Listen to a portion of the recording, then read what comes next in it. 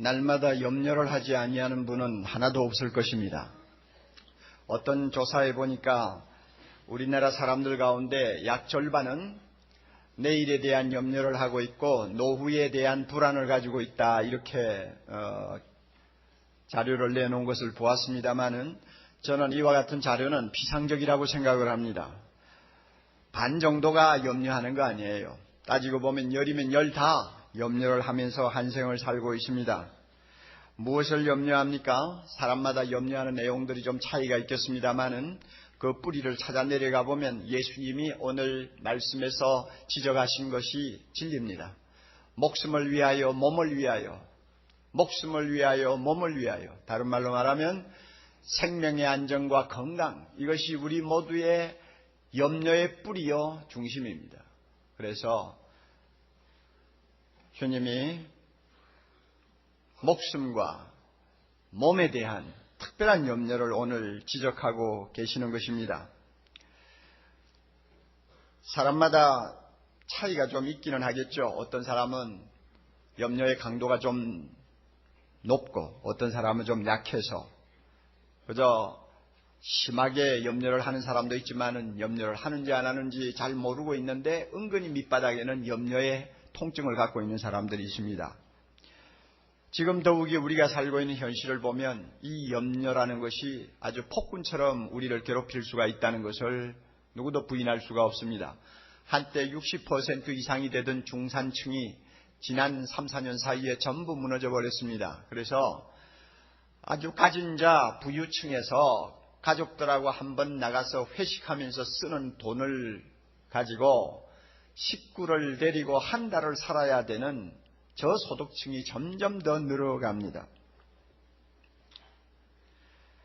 체감 물가는 한 해 사이에 두 자리 숫자로 뛰어오르고 사교육비는 점점 늘어나서 하늘이 높은 줄 모르고 치솟고, 그래서 자녀 하나 키우는데 교육하는데 1년에 사교육비가 133만 원 평균 든다는 최근의 보도도 보았습니다. 전세가 월세로 바뀌면서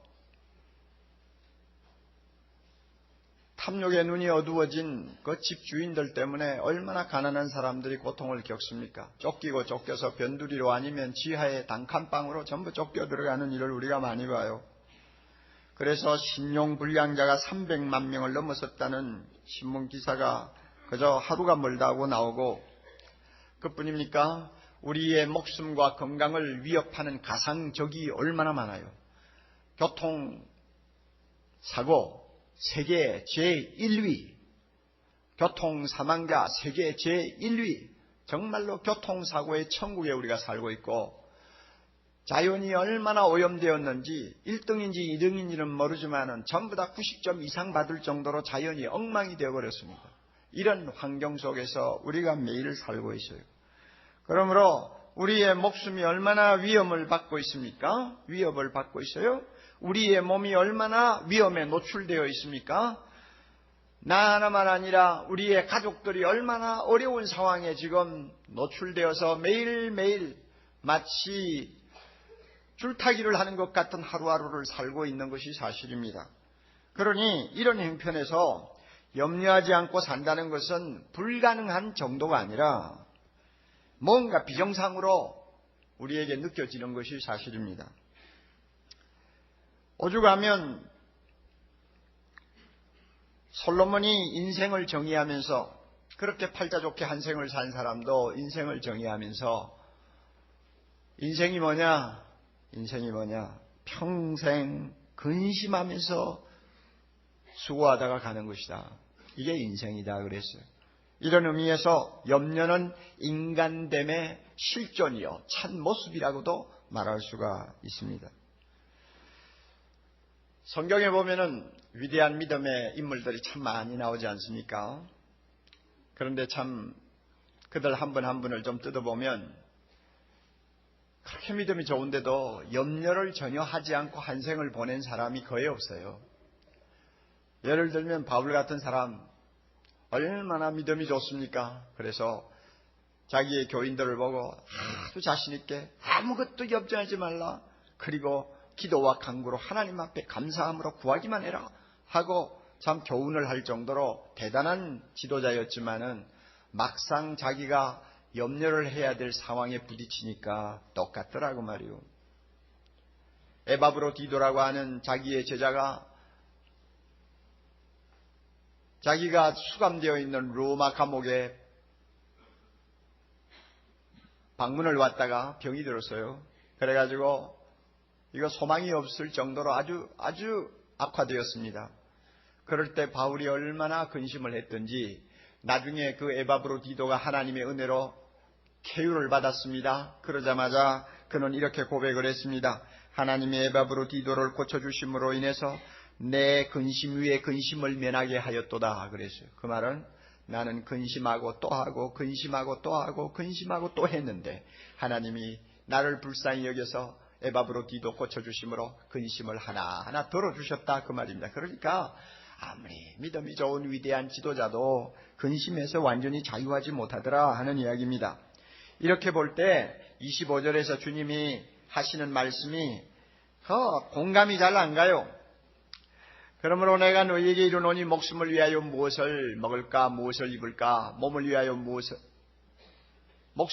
무엇을 먹을까 무엇을 마실까 몸을 위하여 무엇을 입을까 염려하지 말라 하시는 그 말씀이 우리에게 금방 와서 닿지를 않아요. 어떻게 염려하지 않고 인생을 삽니까? 하는 오히려 우리의 마음에 반응이 더 큰 소리를 치는 것을 우리가 느끼게 됩니다.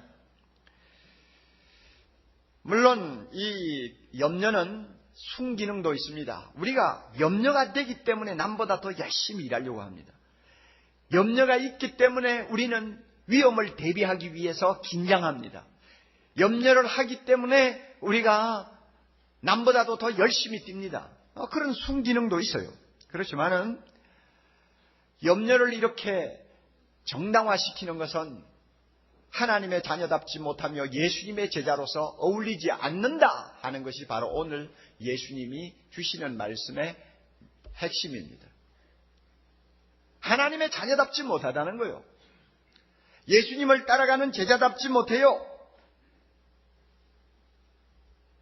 그래서 예수님은 염려하지 말라고 하는 거예요. 뿐만 아니라 염려를 묶을 수 있는 방법을 가르쳐 주셨어요. 그리고 왜 염려를 안 해야 되는지의 이유도 말씀하셨어요. 그러므로 사랑하는 형제자매 여러분, 우리 모두가 하나님의 자녀라는 것을 의심하지 않습니다. 할렐루야. 우리 모두 하나님의 자녀이기에 세상 모든 일 다 제쳐놓고 오늘 이렇게 나와서 예배 드리는 거 아닙니까? 그러면 우리는 하나님의 자녀로서의 자랑스러운 모습을 잃지 말아야 됩니다. 하나님의 자녀다움을 보여주는 모습 가운데 하나가 뭐냐면 염려하지 않는다는 거예요. 주님이 그렇게 우리에게 요구하고 계세요. 따라서 성령께서 이 시간 우리의 마음을 감동해 주시기를 바랍니다. 귀를 열어주시기를 바랍니다. 말씀을 들을 수 있기를 바랍니다. 말씀을 통해 내 자신이 고침받고 염려에서 자유함을 얻기를 바랍니다. 그렇게 되면 우리는 하나님의 자녀로서 예수의 제자로서의 모습을 회복할 수가 있습니다. 예수님의 말씀을 우리가 쭉 읽어보면 우선 먼저 우리가 발견하는 중요한 교훈이 있습니다. 염려는 안 할수록 좋다는 것입니다. 세 가지 이유를 가지고 말씀하세요. 염려는 안 할수록 더 좋다. 전혀 안 할 수는 없지만 안 할수록 더 좋다는 거예요. 우선 첫째는 왜 그러느냐? 염려는 해로운 것이기 때문이라고 말씀합니다. 여러분 잠깐 말씀을 좀 보세요. 우리 24절에 보면 예수님께서 참 중요한 교훈을 하셨어요. 한 사람이 두 주인을 못 섬긴다. 하나님도 사랑하고 돈도 사랑하고 그러지는 못한다. 하나님 사랑하면 돈을 덜 사랑하게 되고 돈을 사랑하면 하나님 미워하게 된다. 그러므로 한 사람이 두 주인을 절대 겸하여 섬기지 못하느니라. 우리의 마음을 양쪽으로 똑같이 주지는 못한다 그 말입니다. 그러므로 선택하라 그거 아니에요? 그래 놓고 25절에 가서 그러므로 하고는 염려하지 말라고 그럽니다. 글쎄 두 주인 섬기지 못한다고 해놓고는 그러므로 염려하지 말라. 그게 어떻게 앞뒤가 맞느냐 하고 우리가 생각할지 모릅니다. 여기에 아주 깊은 진리가 있는 것입니다. 부자나 가난한 자나 돈에 마음을 두기 시작하면 드디어 염려의 종이 되어버린다는 것을 전제하는 것입니다. 하여튼 돈의 마음 한번 줘봐. 그러면 틀림없이 염려에 끌려다니는 사람이 되어버려요. 염려는 배금 바이러스가 일으키는 열병입니다. 돈을 숭상하는 자 반드시 그 열병에 걸립니다. 얼마나 위험한지 모릅니다. 심하면 죽어요. 잠언 17장 22절 마음의 근심은 뼈를 썩히느니라. 여러분, 뼈가 썩어 들어가고 뼈가 말라 들어가는 병이면 얼마나 치명적인 것입니까? 바로 우리가 근심을 하고 염려를 하면 그 염려와 근심이 우리를 그렇게 병들게 만든다는 것입니다. 아주 위험한 것입니다. 누가복음 21장 34절 보면 말세가 되면은 성도들이 빠질 수 있는 아주 무서운 악이 세 가지 있다고 합니다. 그 악이 얼마나 무서운 것인지 우리로 하여금 영적으로 깊이 잠이 들도록 만들어서 재림하시는 예수님을 맞이할 준비조차 하지 못하다가 나중에는 주님으로부터 버림을 받도록 만들 위험이 있는 악입니다. 그 악이 뭔지 알아요? 첫째는 방탕이요, 둘째는 술 취하는 것이요, 세 번째는 염려라고 그랬어요. 여러분, 우리는 방탕은 악이라고 생각합니다. 그렇죠? 우리는 방탕은 악이라고 믿어요. 술 취하고 알코올 중독되면 벌써 인간다움을 이미 포기한 사람이라고 우리는 그렇게 생각합니다. 그러나 염려가 방탕과 맞먹는 악이라고 여러분 생각해 본 일 있어요? 그만큼 염려는 해로운 거예요. 누구든지 돈의 마음이 빼앗기면 이 염려가 우리를 사로잡습니다. 그리고 우리를 병들게 합니다. 영과 육을 망칩니다. 해로운 거예요. 그러므로 안 할수록 좋은 것입니다. 또 두 번째로 염려는 무익하기 때문에 안 할수록 좋아요. 해봐야 소용이 없다는 것입니다. 아무 유익이 없어요. 27절 유명한 말씀 있지 않습니까? 너희 중에 누가 염려함으로 그 키를 한 자나 더 할 수 있느냐? 자, 키 작은 사람에게 염려 주사를 놓는다고 해서 한 번에 한 자나 자라는 거 봤어요? 한 30cm 자란다고 생각하세요? 아무도 염려해가지고 키 자라는 사람 없어요. 이 본문은 또 다른 해석이 가능합니다. 염려한다고 해서 너 생명을 한 자나 더 늘릴 수 있다고 생각하느냐? 안 된다고 말이에요. 우리가 염려해가지고 내 생명 1년 연장할 수 있고 2년 연장할 수 있다면 염려만 잔뜩 하면 1000년도 살 수 있게. 아무도 그거는 소용없다는 거 잘 알아요. 이렇게 염려는 무익한 것입니다. 어떤 사람이 이 염려를 재미있는 사실에다 비유를 했습니다. 자동차에 앉아가지고 기아를 딱 중립에 놓고 그 다음에 시동 걸고 엑셀레이터 밟아대는 것입니다. 그러면 보세요. 기아 중립에 놓고 엑셀레이터 한번 밟아보세요. 소리는 요란합니다. 엔진은 막 나중건다고 돌아갑니다. 그리고 기름은 펑펑 들어갑니다. 그러나 차는 한치도 안 움직여요. 에너지만 소비합니다. 소음만 요란합니다. 염려가 뭐냐? 꼭 기아를 중립에 놓고 엑셀레이터 밟는 것과 같다 그 말입니다. 사람만 요란해요. 정서적으로, 영적으로, 육신적으로 모든 에너지만 소모돼 버려요. 그러니까 무익한 겁니다. 쓸모없는 겁니다. 그걸 왜 해야 됩니까? 오래전에 목사님입니다만 미국에서 한때 유명했던 감리교 목사, 감독 웰치라는 분이 계세요. 그분이 그 당시로서는 참 드물게 101살 생일을 맞게 됐습니다. 101살 생일이니까 대단하잖아요. 그러니까 기자들이 모여가지고 축하하면서 기자회견을 했는데 이때 기자들이 이렇게 물었대요. 목사님 101살이에요. 남은 생을 생각하면서 걱정이 안 드세요? 이렇게 물었습니다. 그랬더니 그 목사님 이런 말을 했어요. 나는 30년 전 70대 은퇴를 했는데 그때 가서 참 새삼 늦게 깨달은 중요한 진리가 하나 있다네. 나는 일평생 살아오면서 부끄럽지만은 목사로서 매일 염려를 끌어안고 살았어. 날마다 염려하고 근심하며 살았는데 나중에 은퇴할 때 가만히 보니 내가 평생 끌어안고 실험한 그 염려 중에 실제로 일이 터진 것은 거의 없더라. 일이 터지지도 않는 문제를 놓고 내가 평생을 실험하면서 염려한 것이 태반이라고 말이에요. 그러니 쓸데없이 염려했다는 이야기입니다. 내가 이런 과거를 돌아보면서 교훈을 받았기 때문에 내가 지금 101살, 앞으로 얼마나 살지 모르지만은 앞날에 대해서 나는 걱정 안 하기로 했어. 이렇게 대답을 했다고 합니다.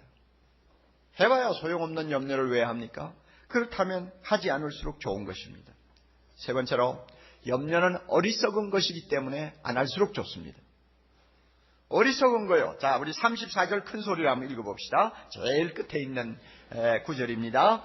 그러므로 내일 일을 위하여 염려하지 말라. 내일 일은 내일 염려할 것이요 한날 괴로움은 그날에 족하니라. 너무너무 유명한 말씀입니다. 잘 보세요. 내일이라는 건 뭐예요? 아직 나에게 이르지 아니한 시간입니다. 내 것이 아닙니다. 이것이 내일입니다. 아직 이르지도 않았고 내 것도 아닌 시간, 나를 놓고 걱정한다는 거, 이것은 정말 어리석은 짓이라고 말입니다. 헨리 나우엔, 여러분 잘 아시죠? 재미있는 표현을 했습니다. 염려한다는 건 뭐냐? 아직 내 앞에 오지도 아니한 시간과 장소를 무언가로 가득 채우려고 하는 것이다. 그래서 말을 바꾸면 마음이 혹시로 가득 차 있는 것이다. 그래서 마음이 혹시로 가득 차 있다. 혹시 암에 걸리지 않을까? 혹시 자동차 사고가 나지 않을까? 혹시 실직하지 않을까? 혹시 시집 못 가면 어쩌나? 이렇게. 혹시 학교 가는 애가 안 돌아오면 어떻게 하나? 이런 혹시를 가지고 아직도 오지 아니한 시간과 장소를 가득 채우는 게 염려라고 말이에요. 얼마나 멍청한 짓입니까? 예?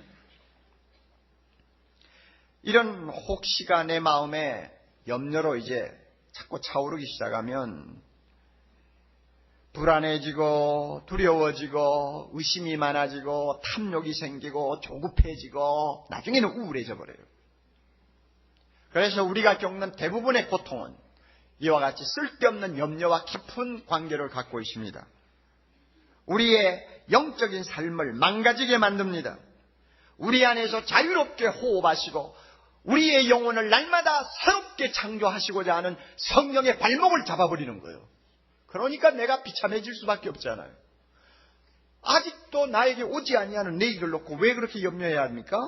로마의 시인 호라티우스의 시구 가운데서 유명한 시구가 하나 있습니다. 이런 자만이 행복하리라. 이런 자만이 행복하리라. 오늘을 내 날이라고 말할 수 있는 자만이 행복하리라. 오늘을 내 날이라고 말할 수 있는 자만이 행복하리라.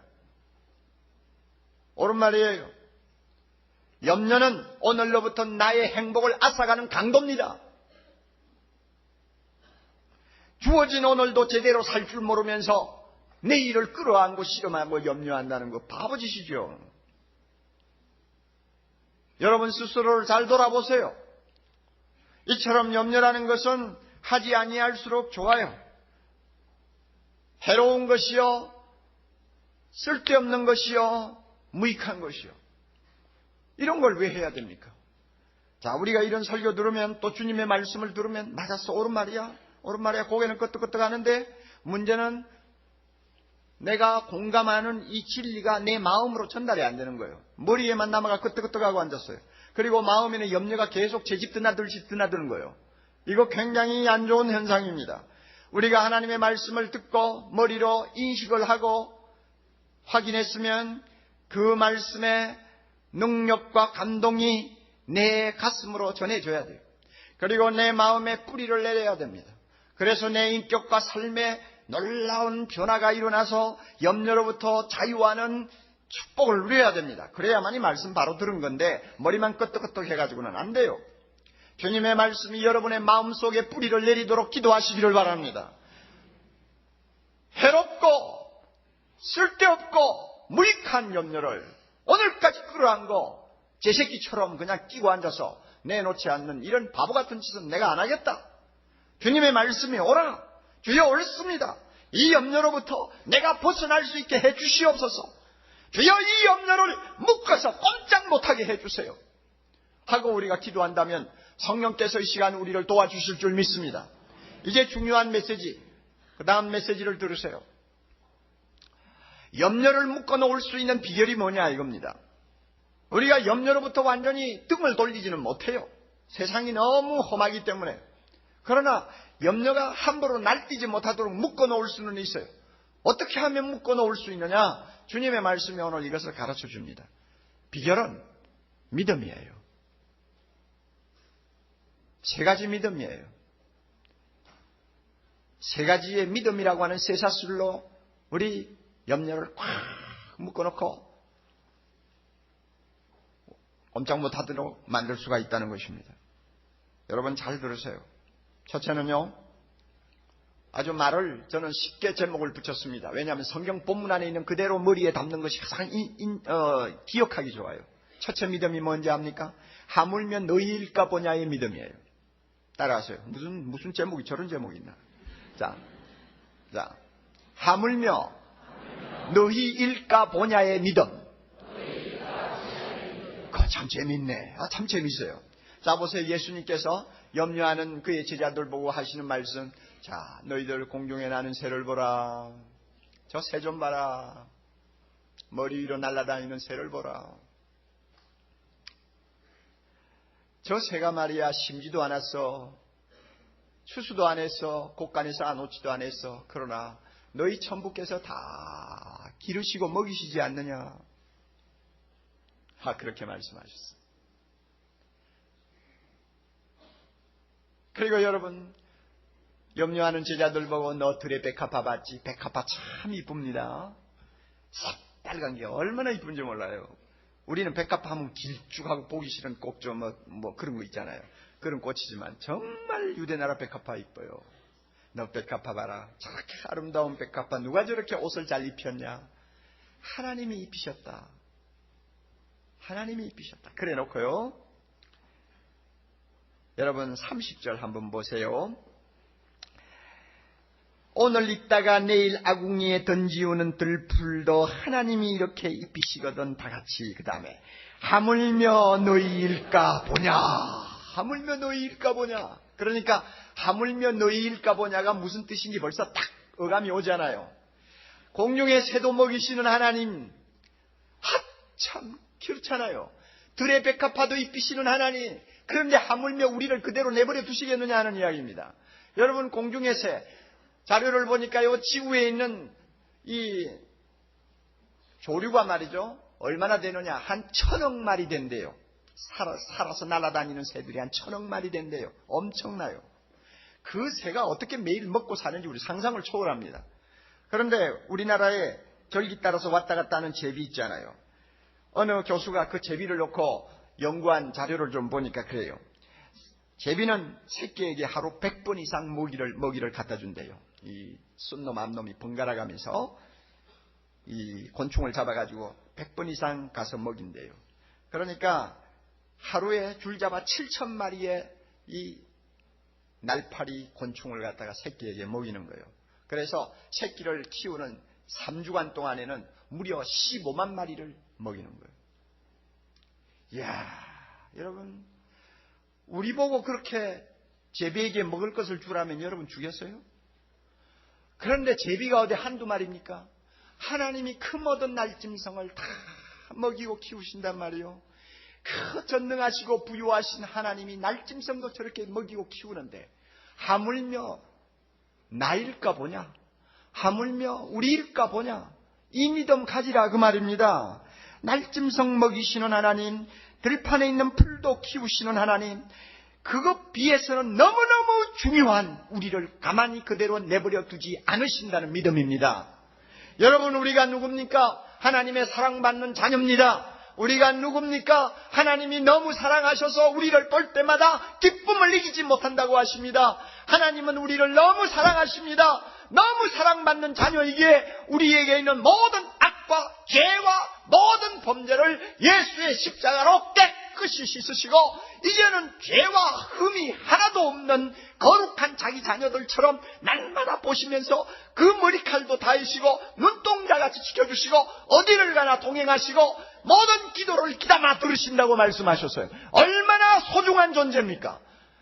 공중의 새도 저렇게 먹이는 하나님이 이렇게 소중한 우리를 그대로 내버려 두시겠어요? 아니다 그겁니다. 아니다. 절대 그럴 수가 없을 것이다. 하물며 우리일까 보냐 이 믿음 가지면 염려는 힘을 잃어버립니다. 염려가 기어들어와서 나를 괴롭힐 때마다 여러분 창문을 열어 제끼고 나무 위에서 지저귀는 새를 한참 바라보시면서 하나님의 말씀을 회상하세요. 하나님, 저 새를 하나님이 저렇게 먹이고 입히시네요. 자, 하나님, 내가 얼마나 소중한 존재입니까? 나 지금 실직됐어요. 가족들이 딸려서요. 염려가 그냥 나를 짓밟아 놓으려고 해요. 하나님, 나에게 믿음 주세요. 너희일까 보냐 믿음을 주세요. 믿음을 주세요. 하고 기도하세요. 기도하면 하나님이 그 믿음대로 인도해 주신다고 저는 믿습니다. 여러분 얼굴 보니까 감동을 별로 안 받네요.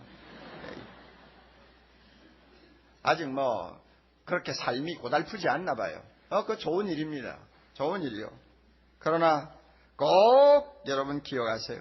믿어야 됩니다. 믿음이 염려를 묶어놓습니다. 두 번째로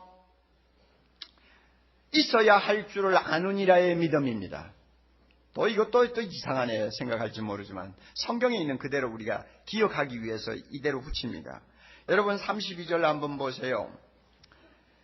자, 31절에서 염려하여 이르기를 무엇을 먹을까 무엇을 마실까 무엇을 입을까 하지 말라 해놓고는요 32절에 가서 이런 것은 다 이방인들이 구하는 것이라. 그 다음에 다 같이요. 너희 천부께서 이 모든 것이 너희에게 있어야 할 줄을 아시느니라. 할렐루야. 있어야 할 줄을 아신다고 하는 믿음. 하나님이 내 사정 다 아셔 하는 이야기입니다. 그렇잖아요. 여러분 여기에 이방인 이야기가 나왔으니 하는 말입니다. 이방인이 누굽니까? 하나님 하나님 모르는 사람들이에요. 귀신 섬기고 우상 섬기고 어떤 면에는 하나님을 대적하고 하나님께 불순종하는 악한 자들 아닙니까? 우리 주변에 예수 안 믿는 많은 사람들, 우상 숭배하는 사람들 다 이방인이요. 자, 여러분 이방인들 한번 보세요.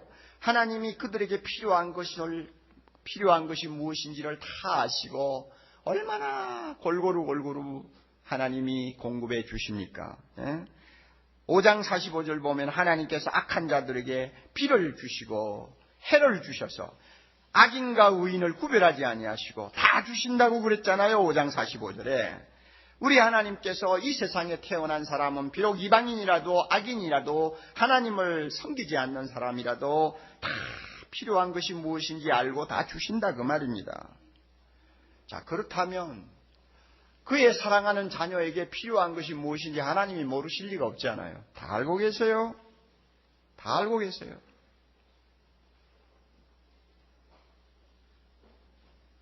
그러므로 여러분 염려가 몰려오면요. 길에 나가서 지나다니는 사람들 좀 보세요. 그리고 마음으로 이렇게 외치세요. 하나님, 저 예수 안 믿는 사람들 참 건강하네요. 좋은 자동차 타고 다니잖아요. 저 보세요. 하나님 예수 안 믿는 사람이에요. 내가 알아요. 그런데 좋은 집 살잖아요. 하나님이 저런 사람에게 다 무엇이 있어야 할 줄을 알고 다 주셨는데 하물며 나를 가만히 내버려 두시겠습니까? 절대 그렇지 않다고 저는 믿습니다. 하고 여러분이 스스로 한번 장담해 보세요. 요즘 최근에 신문에 좀 났습니다만은 여러분 포르노 잡지에 참 그 시조라고 할 수 있죠. 정말로 인간을 정말로 더러운 음란의 그 쓰레기통에다 집어넣는데 공헌을 한 플레이보이지 창업주 해프너라고 하는 사람 있잖아요. 우리 생각 같으면 천벌을 받아가지고 30살도 못 살 것 같은데 지금 75세 생일을 맞았어요. 한때는 뇌졸중에 걸려가 다 죽어간다 했더니 완전히 건강회복했어요. 그래가지고 75세 지금도 20대 미녀를 7명을 데리고 같이 살아요. 야, 여러분 노익장을 가시하고 있어요. 야, 이거 보면서 여러분 우리 생각을 해야 돼. 하나님 저 보세요. 해프너도 필요하니까 전부 다 주시잖아요. 건강 주시지, 장수하게 하시지, 여자 하나 모자라가 7명이나 붙여놓고 살게 하시지. 하나님 다 주시면서 하나님의 자녀인 나를 그대로 두시겠습니까? 나는 그렇게 믿지 않습니다. 하나님 나에게 필요한 것 다 아신다고 저는 믿습니다. 반드시 때가 되면 주신다고 믿습니다. 하고 여러분 소리를 지르세요. 그 믿음이 내 안에서 소리를 지르는 이상 염려는 꼼짝 못해요. 그 믿음이 그 염려를 묶어놓는 거예요. 다 아세요. 다 아세요. 우리 하나님 다 아세요. 또 세 번째 믿음입니다. 이 모든 것을 더하시리라의 믿음입니다. 33절 우리 다 외우는 말씀입니다만은 한번 봅시다. 너희는 먼저 그의 나라와 그의 의를 구하라. 그리하면 이 모든 것을 너희에게 더하시리라. 이 모든 것을 더하시리라 하는 믿음요. 이거 좋은 믿음입니다. 좋은 믿음이요. 우리가 하나님의 나라와 그 의를 구하기만 하면 하나님이 때를 따라 필요한 것은 내가 구하지 아니해도 다 주신다는 말씀이에요. 이거 얼마나 좋은 믿음입니까? 여러분, 그의 나라와 그의 의를 구한다는 말을 너무 어렵게 생각지 마세요.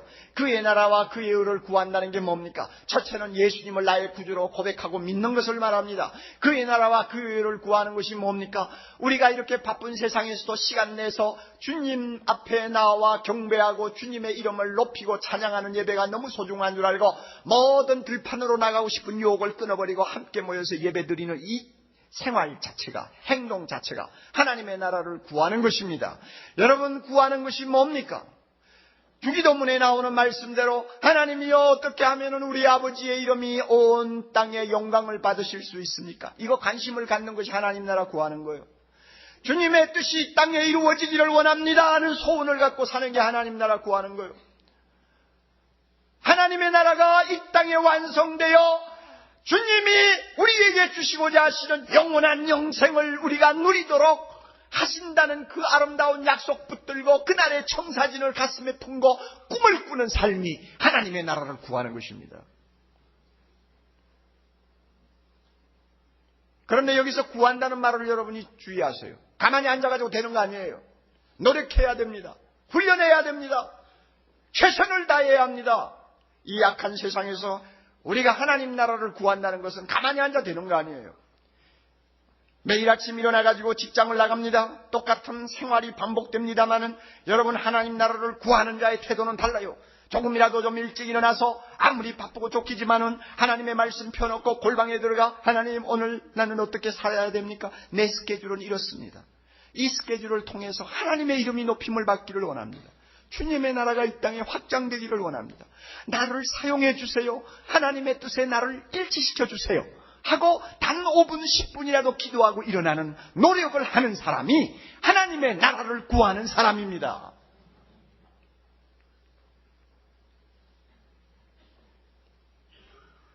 우리가 세상에 살되 세상에 속하지 아니한 사람답게 살려고 하는 노력, 이것이 영적인 삶입니다. 그래서 하나님의 관심사와 우리의 관심사를 일치시키고 우리의 삶의 무게를 하나님의 나라에다가 두는 것입니다. 이것이 그의 나라와 그의 의를 구하는 것입니다. 우선순위를 바로 정해서 하나님이 기뻐하시는 일은 항상 제일 먼저, 내가 좋아하는 것은 제일 뒤에, 이렇게 해서 우선순위를 정하고 우리가 신앙생활을 하려고 노력하는 것, 이것이 하나님의 나라를 구하는 것입니다. 그뿐 아닙니다. 한 걸음 더 나아가서는 나의 젊음과 나의 인생을 주님의 영광을 위해서 헌신하는 것이 하나님의 나라를 구하는 것입니다. 며칠 전에 우리 교회 교구장들이 양화진에 있는 선교사 공동묘지에 다녀왔어요. 가서 보기만 해도 은혜가 돼요. 그 미개한 한국나라 100여 년 전에 이 땅에 찾아온 위대한 선교사들, 20대 꽃다운 처녀로 찾아와가지고 복음 전하다가 20대 몇 년 안 돼서 20대 세상 떠난 처녀 선교사의 묘지. 뭐라고 적혀 있는지 알아요? 나는 다시 100번을 태어나도 한국에 복음 들고 올 것이다. 바로 이런 자세가 그 나라와 그의 의를 구하는 헌신된 자세입니다. 어떤 선교사는 42살에 복음 전하기 위해서 배 타고 가다가 물에 빠져 죽은 사람도 있어요. 그리고 아이들이 묻혀있는 묘지에 가보면 그날 났다가 그날 죽은 거예요. 태어난 날과 죽은 날이 똑같아요. 그 당시에 의료시설이 전혀 없었잖아요. 애가 태어나가지고 좀 문제가 생기면 손을 쓸 수가 없는 거예요. 그러므로 태어났다가 그냥 죽은 거예요. 이 나라의 복음을 위하여 전부 썩는 미랄로 다 희생된 거룩한 생명들입니다. 이렇게 자기 생명을 주를 위해서 바치기를 헌신하는 것, 이것은 곧 그의 나라와 그의 의를 구하는 것입니다. 이렇게 우리가 평범하게 주님의 나라와 의를 구하든지 완전히 헌신하고 주의 나라와 의를 구하든지 간에 우리가 주님의 나라를 구하면 하나님이 약속하십니다. 이방인들이 날마다 걱정하는 건 내가 다 매일매일 공급해 주겠다 약속합니다. 너희는 내 나라 걱정하고 나는 너희들 걱정할 마. 응? 내가 너희들 걱정하면 너희는 염려 안 해도 돼 하시는 말씀입니다. 제가 한두 번 여러분에게 말씀을 드린 일이 있어요. 홍해 선교회를 만들어가지고 한평생 중동 지역 회교권에 가서 헌신하다가 세상을 떠난 건희 박사가 있습니다. 선교사입니다. 카나다 사람이에요. 의사예요. 그럼에도 불구하고 복음을 전하고자 하는 열정 때문에 결혼도 하지 아니하고 저 중동 사우디아라비아, 이란, 이락을 갔습니다. 거기는 드러내놓고 복음도 못 전합니다.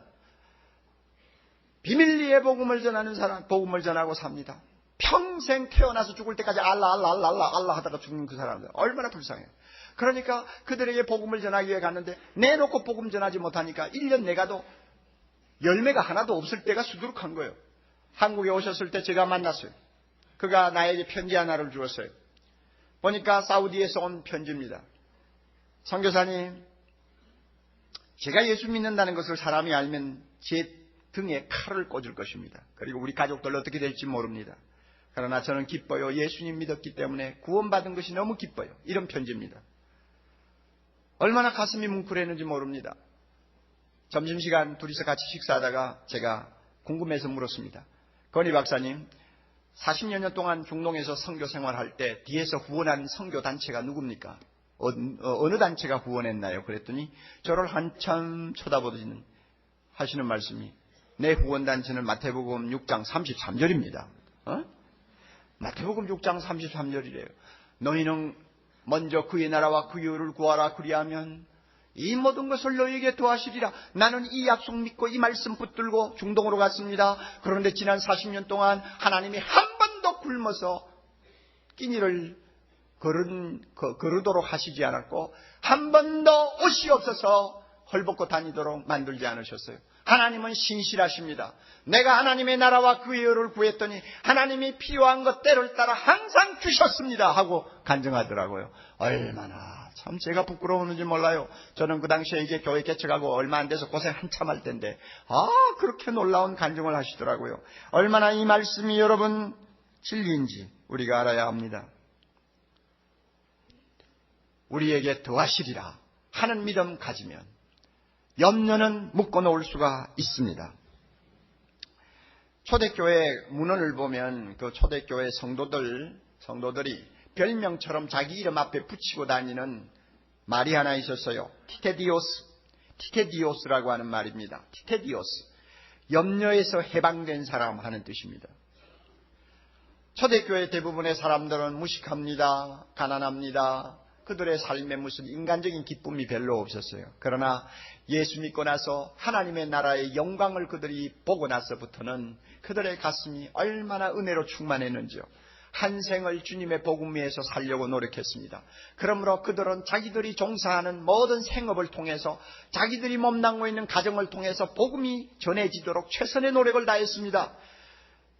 그래서 나중에는 로마가 그들 앞에 무릎을 꿇었습니다.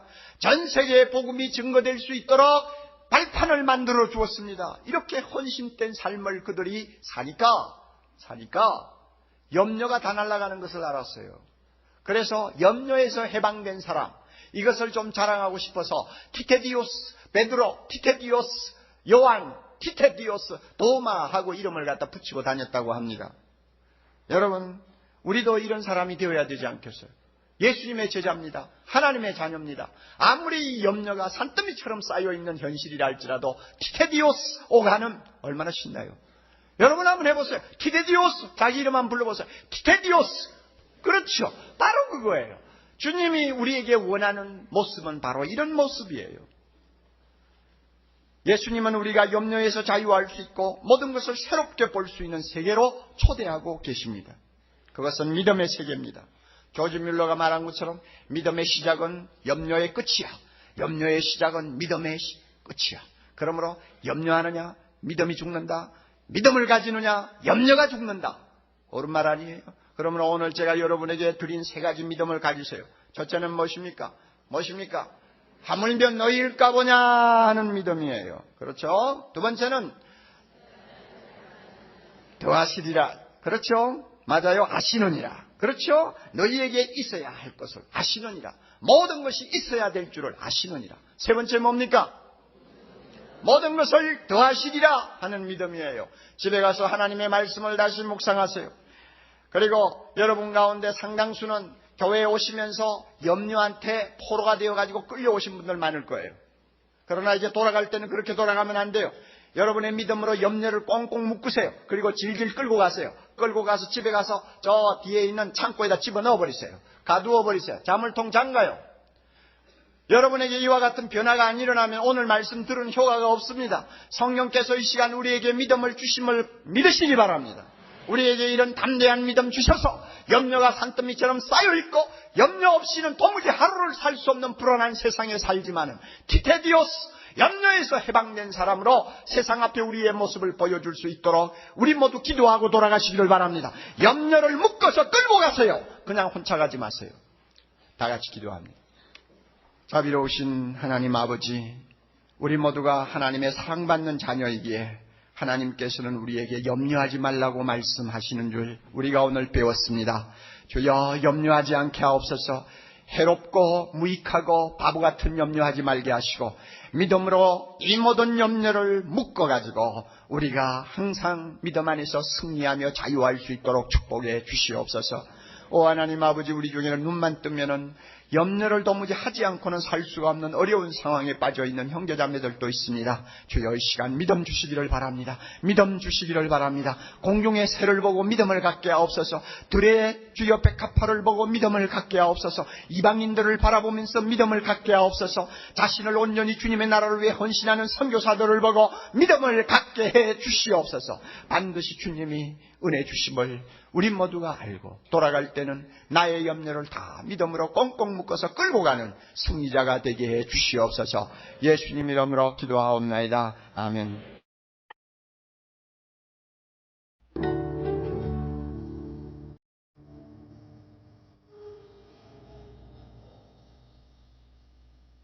생명의 샘은 출판과 테이프, 영상, 인터넷 등의 가능한 모든 매체를 통해 생수와 같은 은혜의 말씀을 나누는 사랑의 교회 미디어 선교 사역입니다. 이 테이프를 들으시고 하나님의 말씀에 대해 더 깊이 알기를 원하시는 분은 생명의 샘으로 연락해 주시기 바랍니다.